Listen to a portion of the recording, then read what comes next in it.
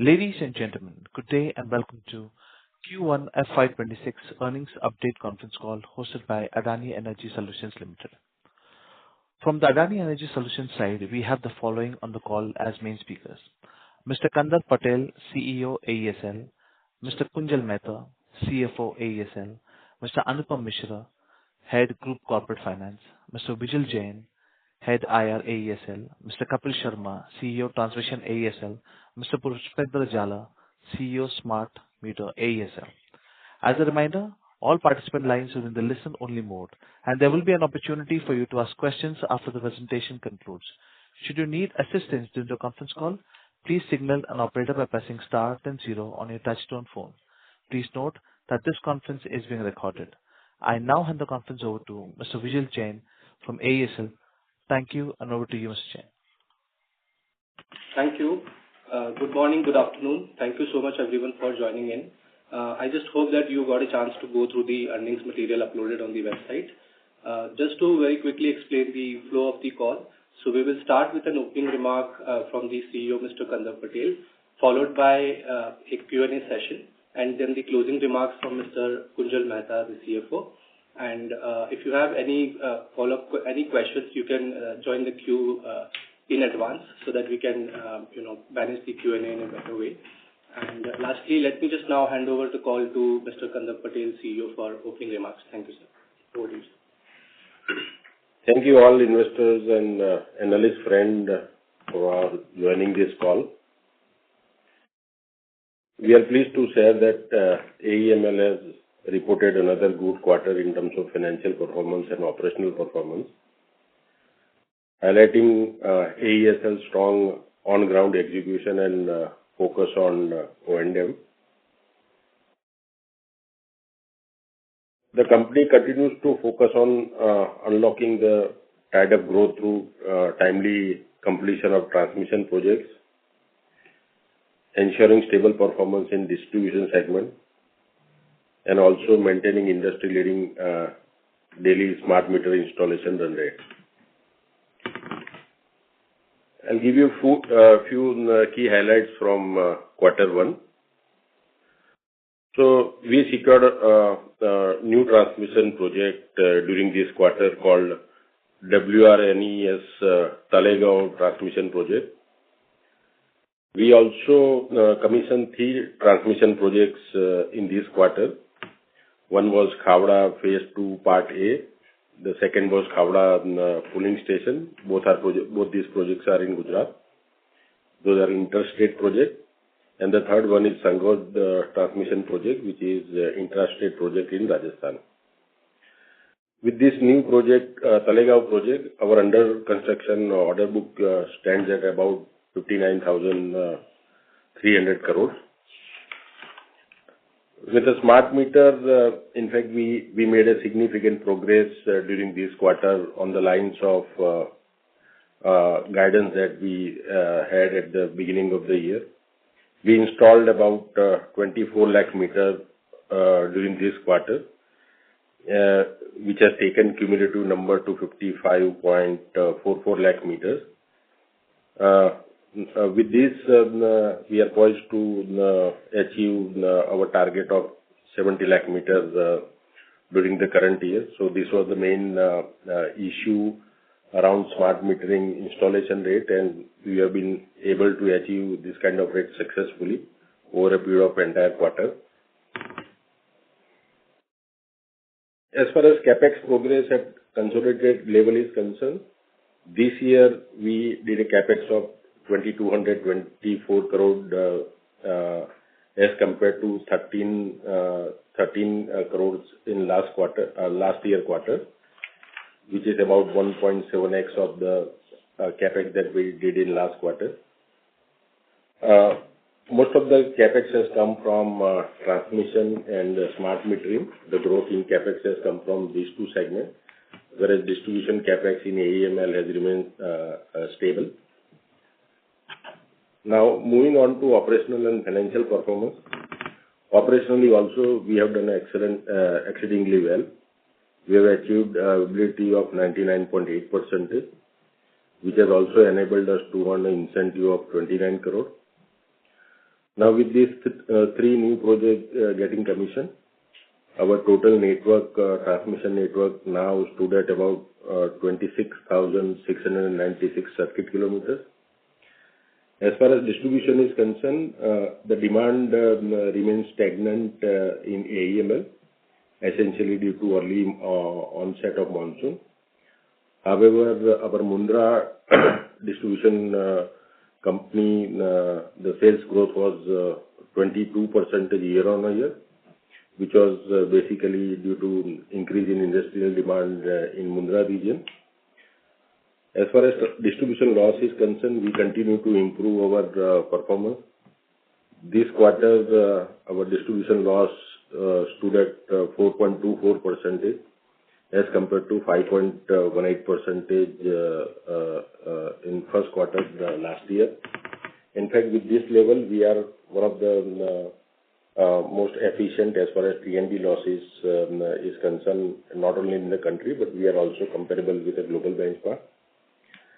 As far as smart metering is concerned, as I mentioned, we already commissioned 24 lakh meter in this quarter, so which is totaling now total installed meter is about 55 lakh meter. Out of 55 lakh meter, 51 lakh meter has already commissioned, and revenue has started coming from this 51 lakh meter. As far as C&I business is concerned, we have been talking that we'll be focusing on this business. Now, with all of our efforts and team in place, we have commenced that C&I business. Now we have 14 big industrial and commercial customers, aggregating a total load of about 717 megawatt that we are catering to. So C&I, you will see a lot of action on C&I front in AESL. Similarly, in a cooling business, we have also make a start there. We are building India's largest district cooling facility at Mundra with a capacity of 45,000 tons of refrigeration. So with that, total capacity that we are implementing currently is 52,000 tons of refrigeration. And we are also talking to various developers, and you will see significant action in cooling solution business as well. As far as financial update is concerned, the total income has rose by 28%. EBITDA has increased by 14% year-on-year, which now has crossed 2,000. It is 2,017 crore as compared to 1,762 crore last year, quarter one. PAT also increased significantly. It increased by 71% year-on-year to 539 crore. That was essentially because of increase in EBITDA and lower depreciation and tax outgo. The cash profit has also improved significantly. Now it has crossed 1,000 crore this quarter as compared to around 900 crore in last quarter. As far as outlook is concerned, all the four businesses, we see a significant opportunity, be it transmission, distribution, or smart meter. In transmission, we are already having order book worth of 59,000 crore. And we also expect bidding of about 90,000 crore in coming time, which includes even 2 large HVDC projects. So we see a significant opportunity there as well. As far as distribution is concerned, while we continue to do the expansion or growth in AEML, the way we are doing, but we also see opportunity there. There are privatization discussion happening in UP, and also our second license application for Navi Mumbai came up for hearing last week. So we see action on that distribution side as well. As far as smart metering is concerned, we will continue to focus on implementation, and we would want to achieve the number of 70 lakh and more during the current year. And with this kind of exposure and experience, we would certainly want to maintain our market share of about 22% in future opportunities as well. So with all these things, I think in AESL, there is a significant amount of opportunity in all the business verticals, and our team is fully geared up, and that can be seen from the results that we will continue to focus on execution and managing those assets well and efficiently. So now we can go to Q&A session.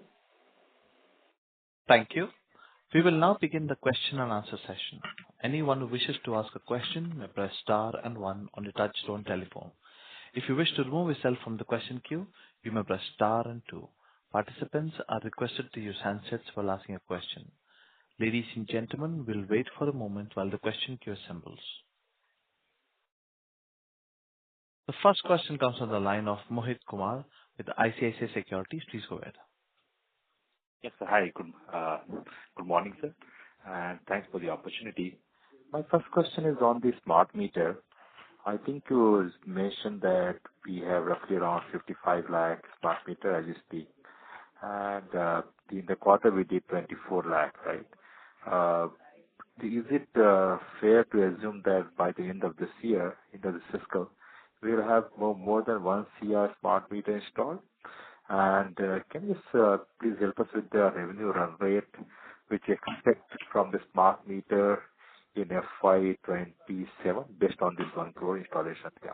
Thank you. Mohit, good morning. You are always the opening batsman in our session. With this execution run rate, we are fully confident that we will be going beyond 1 crore smart meter installation by the time we complete this financial year. In fact, we could have done little better in the current quarter, but the unexpected rain in May affected our progress.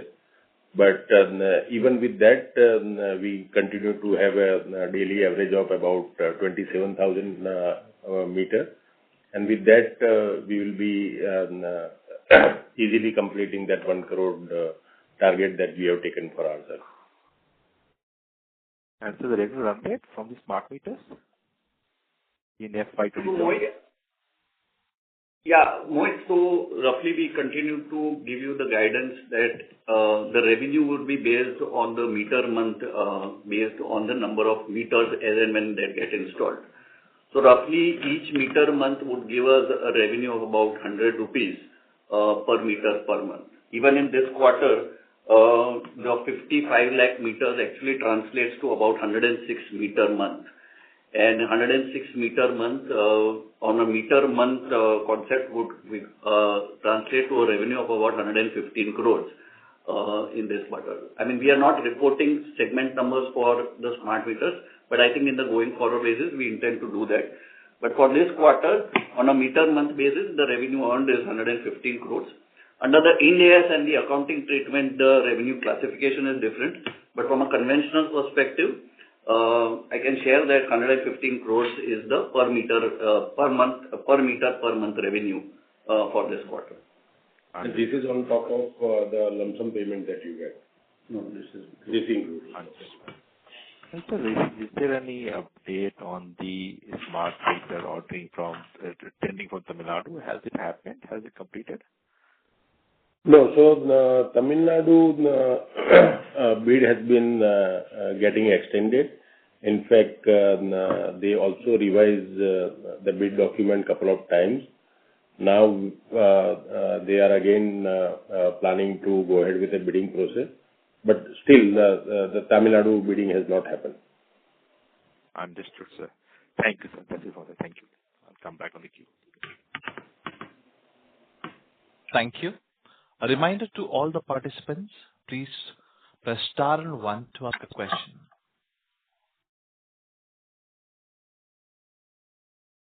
We have the question next from the line of Mohit Kumar from ICICI Securities. Please go ahead. Yes, sorry.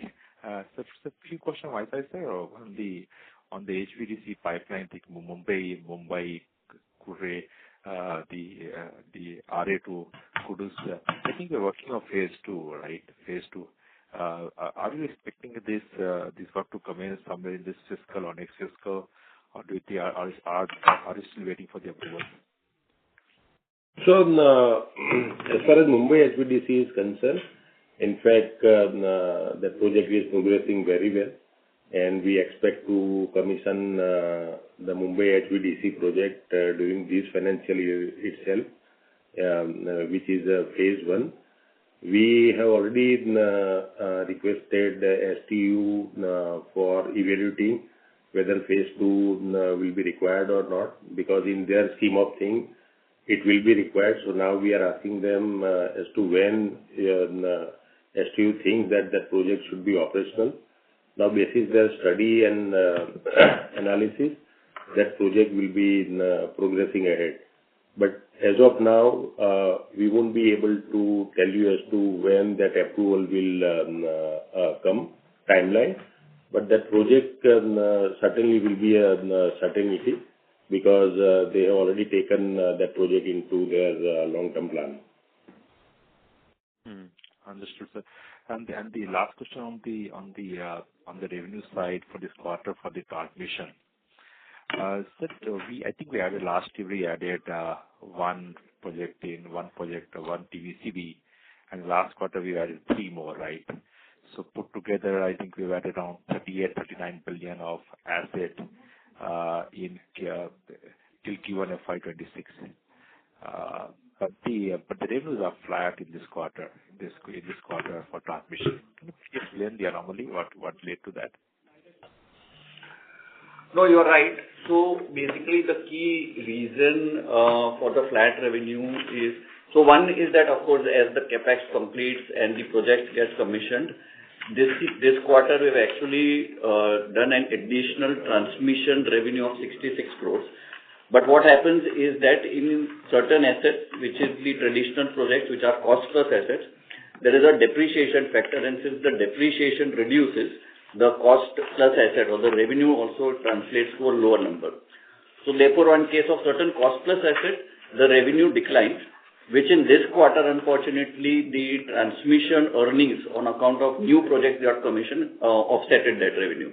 So 66 crores of new revenue was there on account of new projects that got completed, but it got offset by the higher depreciation charge on the cost plus assets, which are historically with the company.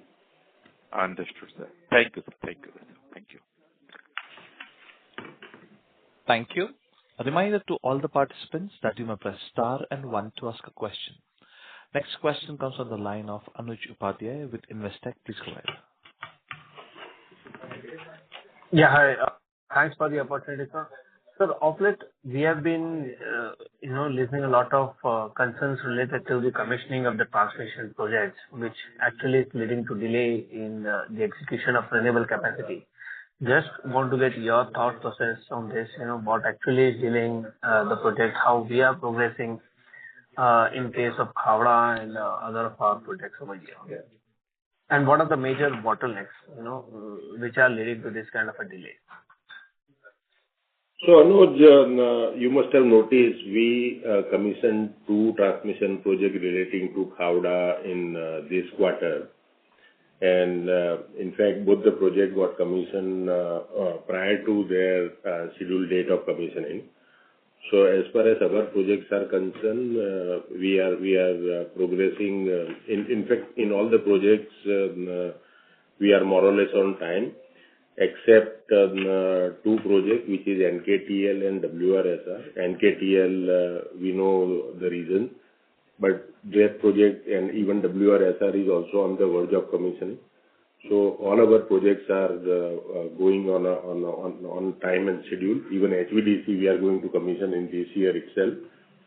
That will be a landmark for Mumbai region. No project has got commissioned in such a short time frame in Mumbai region. As far as renewable evacuation is concerned, There you are right. There are certain projects of other developer got delayed.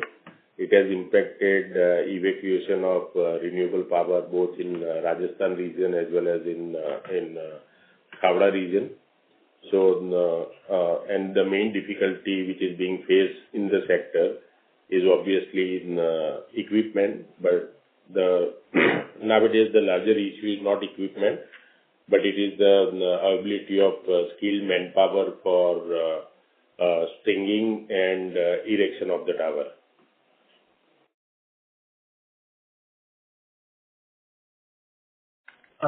Got it, sir. So, we don't face this concern, this majority of the project is what you are trying to say.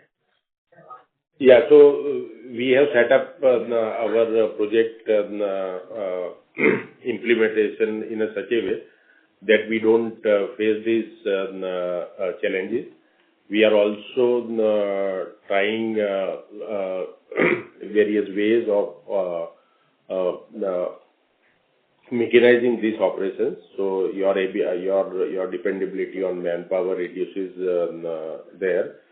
And we are also undertaking a lot of training to create new pool for such manpower requirement.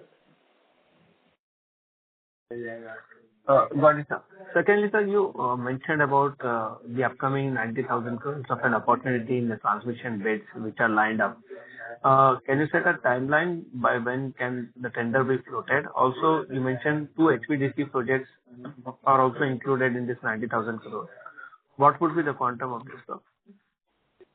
So this 90,000 crore project should get bid out in around 1 year time. And 2 HVDC projects are one for Khavda, that is Khavda Olpad, and another one is for Rajasthan.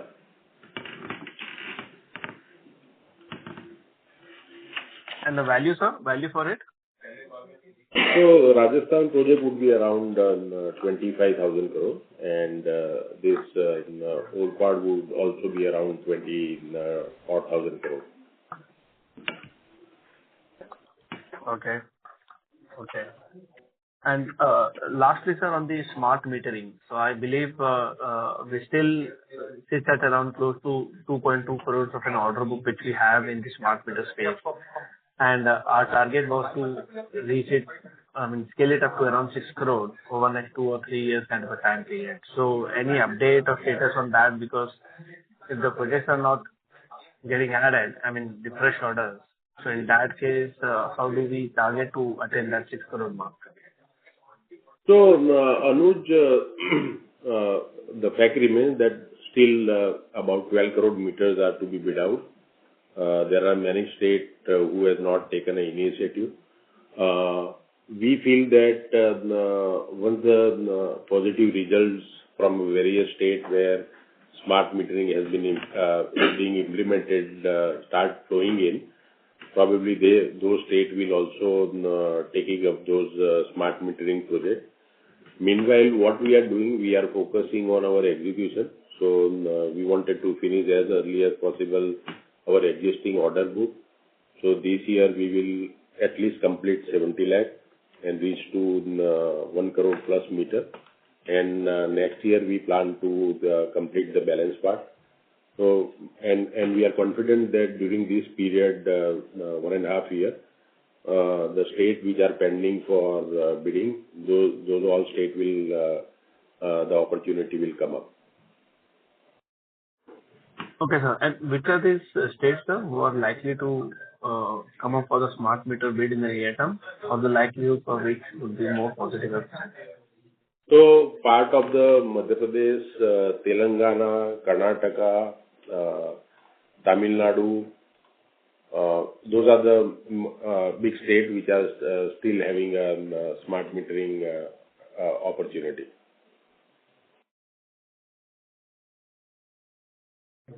Thank you, sir. That was really helpful. Thank you and wish you good luck.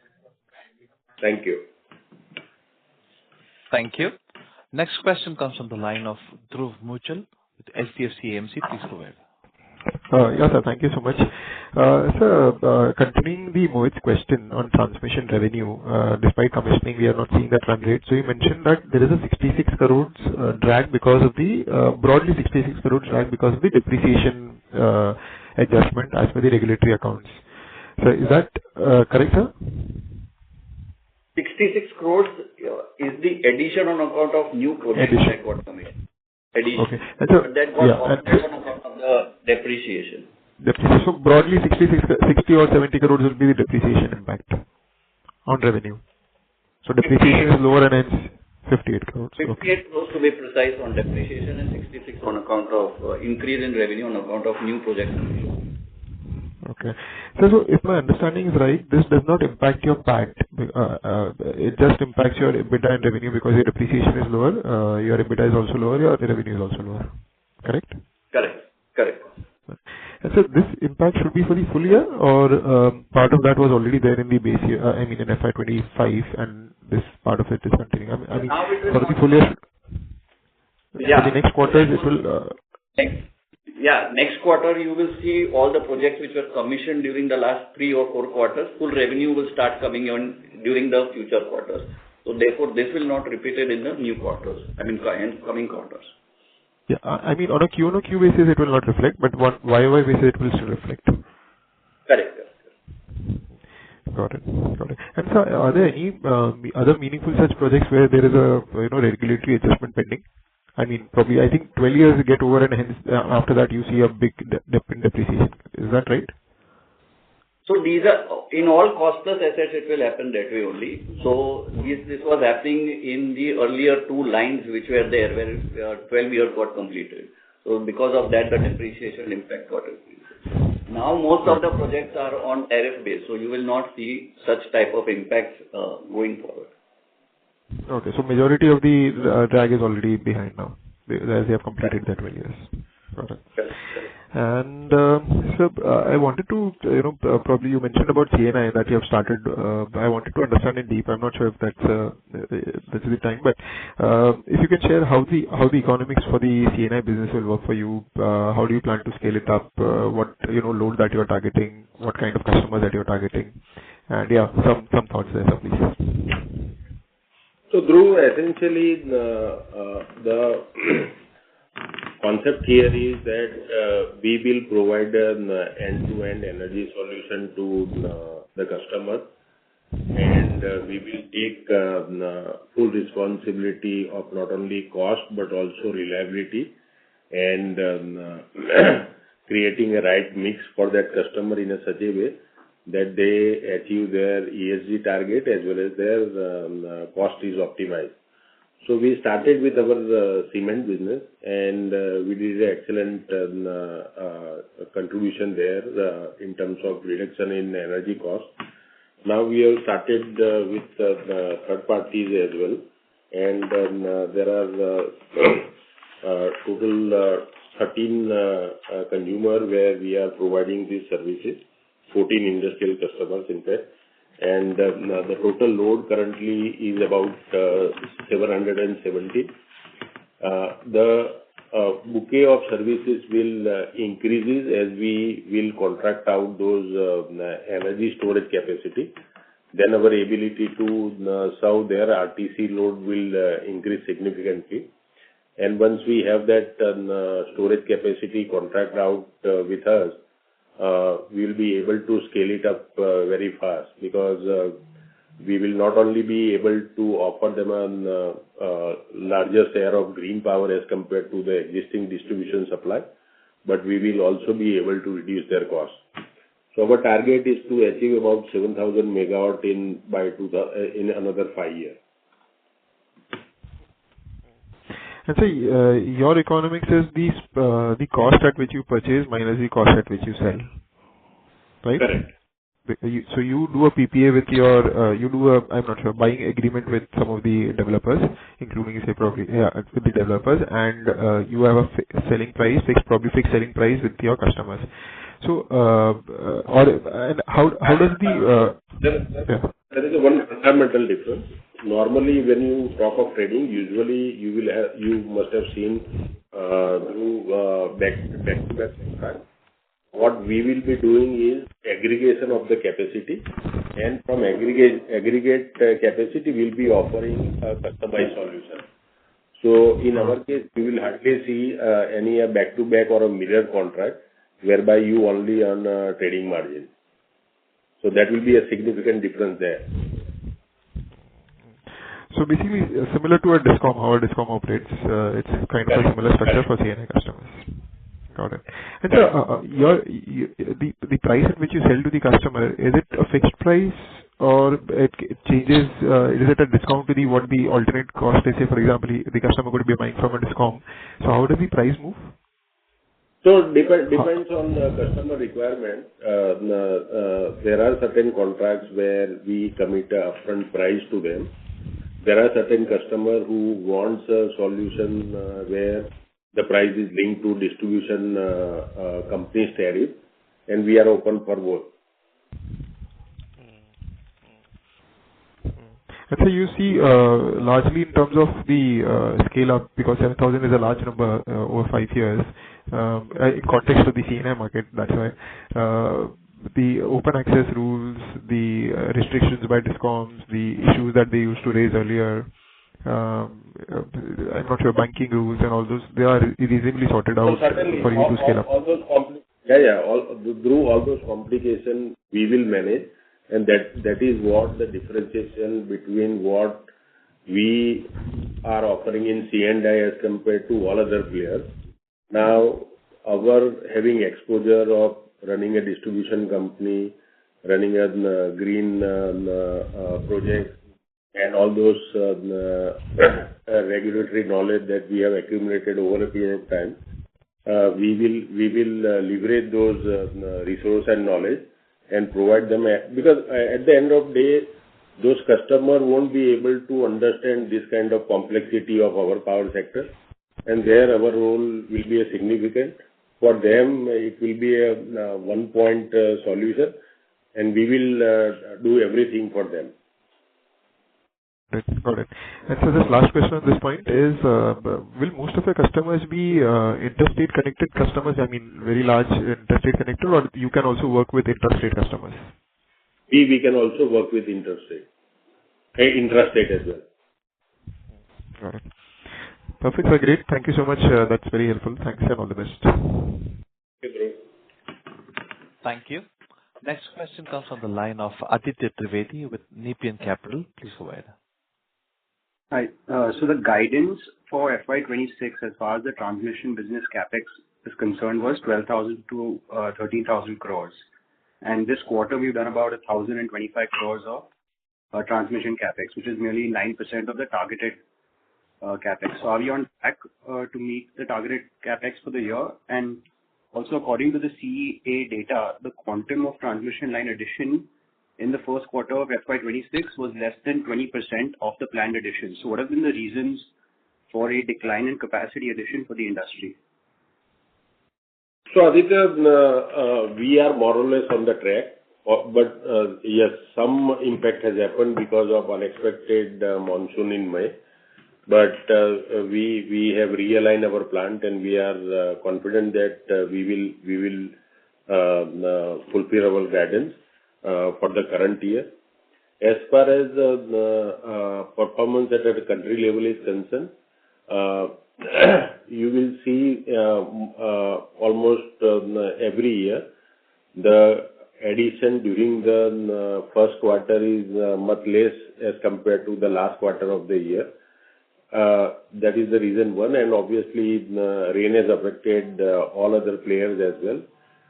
Besides that, the shortage in manpower, essentially for erection and stringing, that has also caused a dip in the performance in the sector.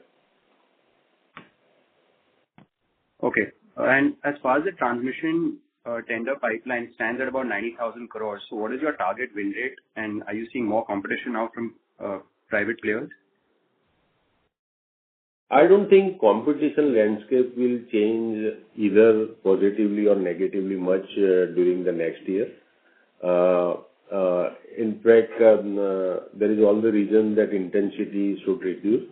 because the project under pipeline in the sector are a good number. In fact, with almost all players, there are sufficient capacity available for implementation. And we will also be very, very disciplined as far as taking up a new project is concerned. We will be taking those projects where we feel confident of executing in time, both in terms of execution and from OEM supply side, and also that is within our financial metrics and parameters that we have decided for ourselves. Got it. And one last question is that AEML's operating EBITDA has declined 7.6% year-on-year, and this is despite improved distribution loss metrics. So what are the underlying cost pressures, or have there been some regulatory changes driving this? And is this decline structural or transitory? So the distribution loss, whatever the improvement that I do in distribution loss, it doesn't contribute to my profitability. The advantage of reduction in distribution loss goes to a customer. Okay, got it. Thank you so much. But just to add, I mean, on a year-on-year basis, if you recall last year we had Dahanu power plant. This time we don't have, and that's the reason, one of the reasons why on a year-on-year basis you will see a flat growth. So despite there being a growth, underlying growth on account of addition of capex, because Dahanu power plant not being there this quarter, that's the reason why you have an operating revenue flat even in distribution business. Okay, thank you. Thank you. Next question comes from the line of Nikhil with UTI Mutual Funds. Please go ahead. Thank you, sir. Just a couple of questions. So earlier, did you mention what is the contracted CNI capacity, capacity that you have as on date? As on date, we have 717 megawatt. 770 megawatt. And what would be the ticket size of the customers over here? Average ticket size? So these are ranging from 5 megawatt to 150 megawatt. 150 megawatt. Okay. Sure. And sir, I mean, 2 years back, we have seen you apply for parallel license across a few cities. And all of a sudden, in the last 2-3 months, we have seen the activity pick up over there. So, I mean, can you just guide us as to what is happening in this space and what is the realistic timeline of this parallel license getting awarded? So, we applied for parallel license in Maharashtra as well as UP. And also in Gujarat, expansion of our MUL license area. The thing progressed well initially in Gujarat and Maharashtra, and then that remained pending for quite a long time with the commission. In last week, MERC held a public hearing. Now the order is reserved, which is the last step in license grant. So we see that there should be a decision from MERC very soon. As far as other states are concerned, we are not sure about timeline because it is pending with them since long time. But from a legal standpoint, I don't see any opportunity, any issue, because this is our application is in line with the legal requirement. So someday they will have to clear that application. But on timeline, I'm not sure as to when that can happen. Understood, sir. So, I mean, and how would this parallel license exactly work? Will you be using existing infrastructure and paying some commission, or would you be setting up your own infra? So we have to, the legal requirement is that when you become a second license, you have to set up your own network. You can't use the existing network. And accordingly, when we applied for Navi Mumbai, we gave a detailed rollout plan to MERC as to how are we going to set up and expand our network in Navi Mumbai area. And we gave a rollout plan for 5 years, and we mentioned as to how we will progress from area to area wise. Okay. So you won't be getting into existing areas, but likely to expand in newer areas. Sorry? You are basically targeting the existing areas, but maybe you would like to get into the undeveloped areas, basically, where there is no existing fire. No. We will be going in all the area.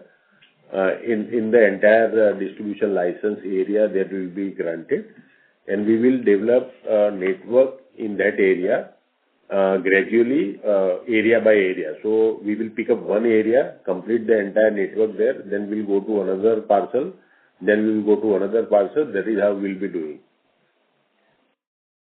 Sure. I have a few questions regarding the economics of it, but I'll get back. Thank you. Thank you. Thank you. Next question comes from the line of Jalaj Manucha with Swan. Please go ahead. Hi, sir. Hope I'm audible. Yeah, Jalaj. Yeah. Thanks for the opportunity and congrats on scaling up the smart meter business so well. Just wanted to understand the unit economics around it. Could you please explain the unit economics? What is the initial capex and who pays and how long is the tenure? So the initial capex is roughly in the range of around 4,500 to 4,800 per meter, and we get based on the tariffs which we have quoted. Which is about 11,000. 11,000 over a 93-month period. Okay. And the eventual payment will come from the respective from the government regulatories, in this case the DISCOM or what? Who pays eventually for it? It is paid by the DISCOM, but it comes directly from the customer's wallet, as the consumers who are paying to the DISCOM on a monthly basis for the power which they are consuming, from that wallet itself it comes directly into our account. Okay, so the payment risk is not there as such in this one. Correct. Got it. And sir, on the just one other part was the CNI. I just wanted to understand, would we be keeping the trading margin in it, or how does it work in it? Because we would do a back-to-back arrangement with a Genco, is what my understanding is, as you explained. So could you explain? Jalaj, what we will not do is a back-to-back arrangement. Our way, because see, we will have to offer a customized solution to each of the customer, and it would be very, very different from customer to customer. So the model here is we will contract different capacity. We will aggregate it and make a customized solution for each of the customer from that aggregate capacity. And when you are procuring power, there is a huge amount of opportunity created when you aggregate the capacity, which is not there in a back-to-back basis. And essentially, we genuinely feel that when you are doing a back-to-back arrangement, you are hardly adding any value there. Understood. Thanks. Fine, sir. Thank you and best of luck. Thank you. Thank you. Next question comes from the line of Shirom Kapoor with Jefferies. Please go ahead. Hi, thanks for the opportunity. I just wanted to ask, on your transmission business, what are your capitalization targets for FY26 and FY27? So the capitalization essentially would mean that once the project gets completed, the underlying asset gets capitalized. So this year, roughly around 15,000 odd crores of projects are likely to get capitalized, which includes the largest one being the Mumbai HVDC project. We will continue to maintain that run rate of close to around 15,000, 16,000 odd crores of capitalization to get completed each year. As you know that the company has close to 60,000 crores of projects which are to be completed in the next 3 to 4 years. Understood. And from this Mumbai HVDC, how much is the value of this project specifically? 7,000. Got it. And just on your C&I business, just want to understand how much is the revenue and profit contribution in this quarter and in FY25 to your overall business? This quarter is not that significant. In fact, this was the first quarter where we actually started earning. But on a number basis, it's around 18 odd crores, which was earned during this quarter, largely from the C&I business. Okay, got it. Thank you so much. Thank you. Next question comes from the line of Dhruv Muchal with HDFC AMC. Please go ahead. Yeah, sir. Thanks for the follow-up. Sir, I missed, sir, in interstate market, it seems the bidding activity has slowed down a bit. Is it just because they're absorbing all the bids or because of the, I'm not sure, because of the execution challenges, they are waiting and watching? So just trying to understand what's causing this slowdown, somewhat of slowdown. Dhruv, the bidding slowed down not because of execution challenge or anything else, but there were a few deliberation happened at CEA and CTU level that was regarding some regulatory issue, and also they wanted to have a relook at the way the transmission system has been planned and designed. So they wanted to review it, and having done that, now you will see that bidding happening the way it was happening earlier. So no major change in terms of the path that the system was taking earlier and now after the review of the design? Yeah, no major change. In fact, if I can share that, they undertook a evaluation whether HVDC should be implemented or a battery storage should be implemented. Having done the detailed study, they now decided that the system that they have planned, they will continue with that, and therefore now you will see the bidding happening. In fact, one HVDC bid, initial bid has already been submitted. Now the bids are under technical evaluation, and maybe in a month's time they will do the reverse auction. Thank you. That's all, sir. Thank you. Thank you. A reminder to all the participants that you may press star and one to ask a question. Next question comes on the line of Mahesh Patil with ICICI Securities. Please go ahead. Yes, thanks for the opportunity. So my first question is on the Khavda Olfad HVDC. So this is the one you mentioned that the bids have been submitted, right? And the award should be done in next 1 or 2 months, right? Correct. Okay. And sir, on the other opportunity at the interstate level, say Maharashtra, there is some news coming that they are also doing some large amount of transmission capex, including HVDC. So how do you see the opportunity? Any discussions going on that side? So, Manish, not only Maharashtra, and as we discussed over various calls, we see a lot of opportunities coming now from state sector. So Maharashtra has already started. 2 projects has been got under auction in last month. We see a couple of more projects in a month's time. Similarly, Karnataka is also has come out with a few projects under TBCB. Even Rajasthan has approved a significant amount of transmission project under TBCB. So we see a lot of projects and opportunities coming for transmission from various states now. Okay, sir. And sir, one question is on the C&I side. Typically, what is the lock-in period for this contract that you have with the customers? So currently, the few contracts are for 13-14 months, and there are 2-3 contracts, which is a long-term contract, which goes up to 10 years as well.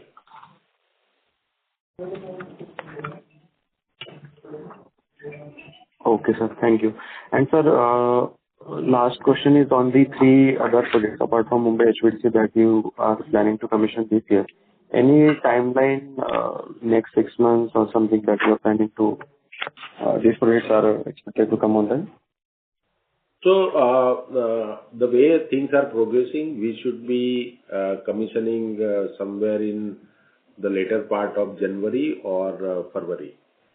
But before this year end, pretty sure. Okay, sir. And sir, lastly, on the Mumbai HVDC, the part 2 that you mentioned, phase 2, any estimate about the cost, or let's say comparatively to the earlier phase of 70 billion? Do you have any estimate? So, it would be very, very premature even to find out the cost today, because we are not pretty sure as to what is the kind of configuration that they will decide. Means, besides the HVDC, there might be connected GIS or the substations. So once the scope is clear, then probably we'll be able to figure out what would be the estimated cost. But obviously, it will be around 10,000 crore, considering the current market situation in HVDC market. Thank you so much. Thank you. Thank you. Next question comes from the line of Bhavik Shah with Investec Capital. Please go ahead. Yeah. Hello, sir. So you mentioned in your opening remarks about the 45,000 tons cooling facility at Mundra. Can you throw some light on that business? What is the opportunity? What are we looking at, and what exactly could be the potential? So, Bhavik, this concept itself is developing in the country. So, theoretically, all the AC requirement can be converted into district cooling. So, it is certainly a humongous opportunity. But this concept is very, very useful and could be very efficient when cluster development is happening and of a mixed use. So take any development where multiple buildings of residential, commercial and other things are developing. This could be a very, very good concept, because you get cooling as a service. You don't have to invest into those AC and managing and maintaining those AC. And when you have an aggregation and this big size of plant which is distributing cooled air, you also get a lot of optimization and efficiency.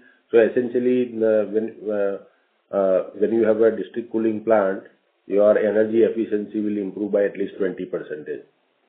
So, but yeah, this concept we strongly feel that this concept will get a lot of traction in coming times in India as well. Like in Middle East and other developed countries, the district cooling is the normal concept there. It's a normal phenomena there. Understood, sir. And sir, has it anything to do with the data centers which you are building? Are we going to use it there, or how is it? No, the data center can also be one of the end use, but it could be anywhere. Like, so any new development that is happening, the district cooling could be a good concept. In fact, we are talking to a few developer, a big developer in Pune, Hyderabad as well as Chennai, where cluster development is happening. So the things have progressed very well there. And we see that getting replicated everywhere else as well. Understood. So, and regarding the depreciation on old assets, so this trend will continue, right, for the projects or assets which we have. So eventually, the new income will continue to get offset going ahead, right? No, so this will not continue to happen, because earlier the projects were awarded on a cost plus basis. Now most of the projects are awarded on a fixed tariff basis. Okay, understood. And sir, like how do we see the impact of the ISTS charges? Like, will we be impacted, or how is generally our terms with the customer? Are you talking of C&I or a transmission? ISTS. the transmission. So transmission. About CNI. Yeah. Sorry. In fact, both the cases you can help us understand. Yeah. Both the cases. Okay. So as far as transmission business is concerned, we have no connection with the ISTS tariff, which is being charged to distribution company or customer. Essentially, how it operates, that all the transmission charges of all interstate transmission assets gets aggregated, and that aggregated cost get allocated to all the customers. So depending on how much new transmission capacity is getting added, how many are getting depreciated, basis that the interstate transmission charges keep on varying. So as far as transmission business is concerned, there is no linkage with the ISTS transmission charges being charged to distribution company or end consumer. In the C&I, obviously it can impact, but now with the new transmission charge regime in place, which is point of draw means, so there, irrespective from which source you are taking power, the transmission charges payable remains the same. In the sense, whatever that average transmission charge works out at a country level, that will be applicable to him. Understood. Understood. Thank you so much, sir. Thank you. Next question comes from the line of Vishal Periwal with Antique Stock Broking. Please go ahead. Yeah, sir. Thanks for the opportunity. Sir, in the call, you did mention, in the transmission side, we are seeing opportunity. So out of this 90,000 crore worth of opportunity which you mentioned, so what could be the breakup between center and state out here? And second, parallel to that, yeah, sorry. And second, parallel to that, is this opportunity, are you seeing moving more toward the state in the last couple of quarters, and how exactly it is? So Vishal, this 90,000, almost 90% currently is from interstate. The only two state has recently started, but you are right. As we move forward, we see the pie of interstate project getting bigger as compared to what we have today. Okay, got it. And just from an economics point of view, the central, interstate, and the state one, does this really differ when we are bidding and when we start earnings from these assets? No, I don't think it differs, because the conceptually both are same. What only differs is your counterparty. In the state, it is STU, whereas in interstate, it is CTU. Okay.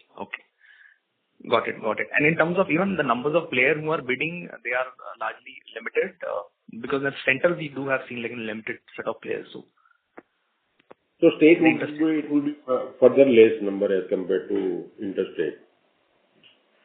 Okay. And then one last thing, sir, in terms of segmental that we report, one, where do we club our smart meter business? So smart meter currently forms part of the others listing. We are not showing separately smart meter as a segment because it still is slightly nascent. Going forward, as I mentioned earlier, going forward in the future quarters, smart meter will also be showing a separate segment. Okay. So in others, when we see a sharp increase on a year-on-year basis, so that is primarily driven by as we are commissioning more smart meter, or is there any other revenue that is forming part of the others? So that is because of the SCA income, because of as the construction income increases, the service concession arrangement income also increases. Okay. And then, will that be number handy with you, sir? This could be how much, this construction service? So this quarter, the number was 178 crores, 133 crores on account of transmission assets and 45 crores on account of smart meter assets. Okay. Yeah, sure, sir. I think that's all from my side. Thank you so much. Thank you. Next question comes from the line of Vinod with Phillip Capital. Please go ahead. Yeah, thank you for the opportunity, sir. Sir, I just wanted to ask you about this recent NCT ruling in the last minutes of last meeting. They have stated that for every HVDC project, you should have a comparable calculation with BES. But are these two strictly comparable in that sense? Can BESS actually replace the transmission line? And even if you have a BESS, you would still require transmission capacity, right? To transmit that power from the battery storage systems. So, answer is yes and no both. Now, you can certainly reduce requirement of additional transmission capacity when you have a battery storage co-located with a renewable generator. So today, if you see that if I have a 10,000 megawatt of solar power plant, I will require a 10,000 megawatt equivalent transmission capacity. But if I store half of the capacity, then probably I might require a 5,000 megawatt capacity. Because solar generates during 8 hours, where the 10,000 megawatt is being used, and rest of the time it is not being used. So if you have a battery storage, you can obviously use that capacity, transmission capacity, during non-solar hours. Okay. So it can certainly reduce the requirement of transmission capacity, but it is also not, your point is also valid, that to a certain extent you will require the transmission capacity. May not be to the fullest extent, but obviously you will require a transmission capacity little more than what capacity comes after consideration of battery storage. Okay. Okay. But then it will reduce the need for high voltage systems. Would that be a right way to look at it? Yes. It can optimize the requirement for transmission system. New transmission system at least. And so the other thing is, I think the NCT also calls for technology agnostic HVDC project now. How would that work? Because ultimately, who decides whether it should be LCC or VSC? It is the developer or it is NCT? So currently it is being decided by the planner. So it is basically NCT, CTU and CEA.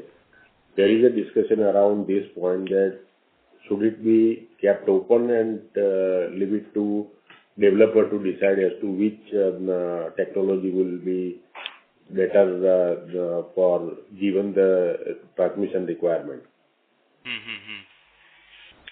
No, but if now they're saying it will be agnostic, then the developer gets to bid, right? You can bid either on a LCC costing or a VSC costing, depending on.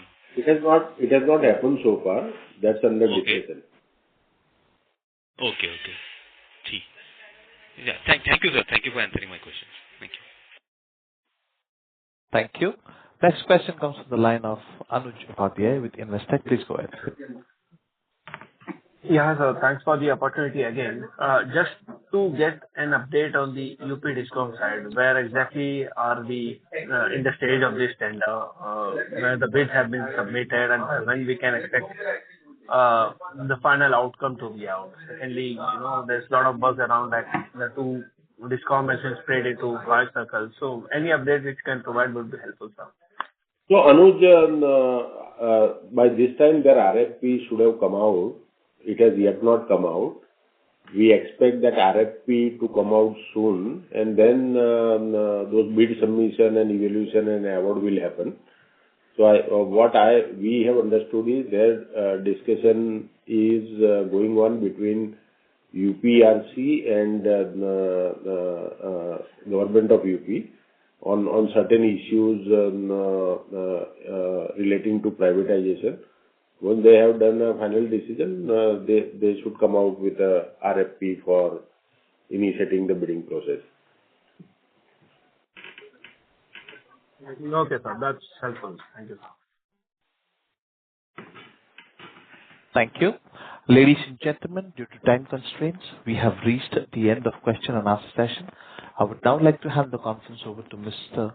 Kunjal Mehta for closing comments. Thank you all for taking out the time to attend the call. Just to remind anybody, in case of the paucity of time, if we have not answered any clarification or any questions, we are just a phone call away. You can reach out to us for any additional information. Thank you all. Thank you once again for the call. Thank you. On behalf of Adani Energy Solutions Limited, that concludes this conference. Thank you for joining us. You may now disconnect your lines.